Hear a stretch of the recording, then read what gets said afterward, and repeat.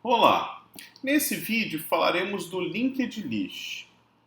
Nos construtores nós temos duas opções.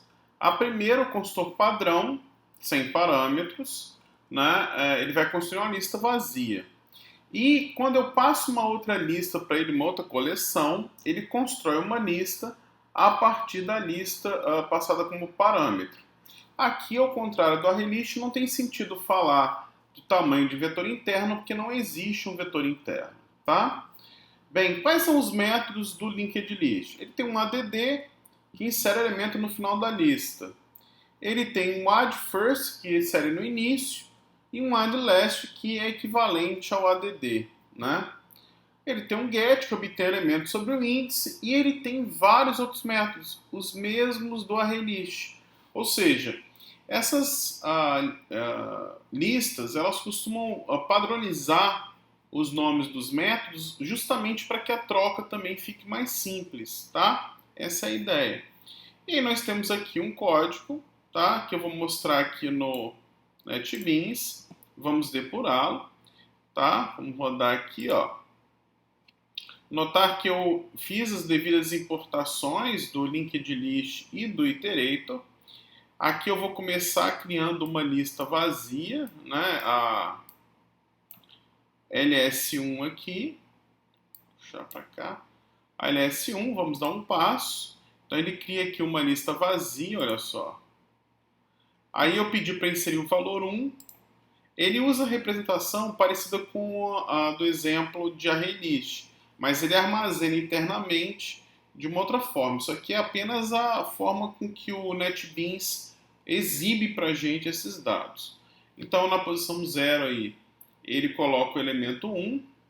Depois ele vai criar uma lista 2 a partir da lista 1, ou seja, ele vai criar uma lista com uma cópia, ó, do 1.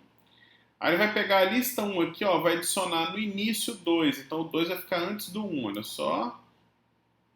Depois o 3 vai ficar aqui depois do 1. Ó.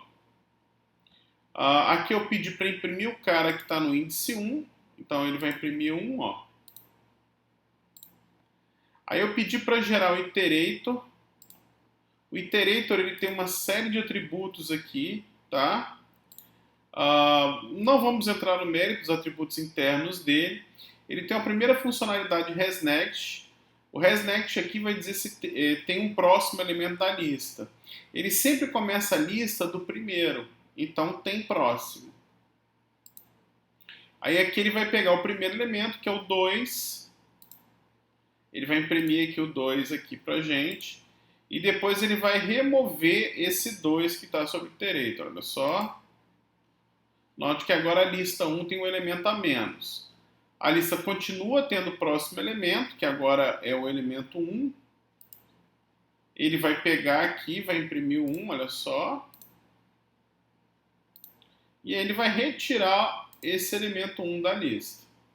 Eu não sou obrigado a retirar não, tá? Eu posso avançar na lista sem retirar os elementos. Aqui foi só para mostrar como que a gente faz o uso do iterator para poder remover elementos da lista.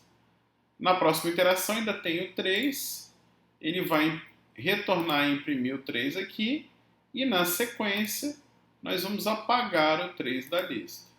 Então a lista 1 agora fica vazia, tá? Bem, gente, sobre o iterator e a linked list, era isso aí, né? A gente não tem tanta diferença assim comparado lá com a ArrayList. As duas são bem similares. Uma das grandes vantagens da gente trabalhar com essas estruturas de dados é poder fazer, por exemplo, ó, se eu trabalhasse apenas com a interface aqui, eu poderia trocar para ArrayList aqui, ó, e tudo funcionar, tá? Aqui, então vamos lá, ArrayList, ó, e tudo funciona. Eu não consigo fazer isso com a lista 1 porque eu usei métodos que são específicos aqui da linked list. Mas eu consigo trabalhar com as listas de uma forma mais ou menos transparente. Isso é bem útil aí quando a gente está trabalhando com esses tipos de coleções que a gente chama aí na linguagem Java, tá? Então, sobre o linked list e a interface iterator, era isso aí. Valeu!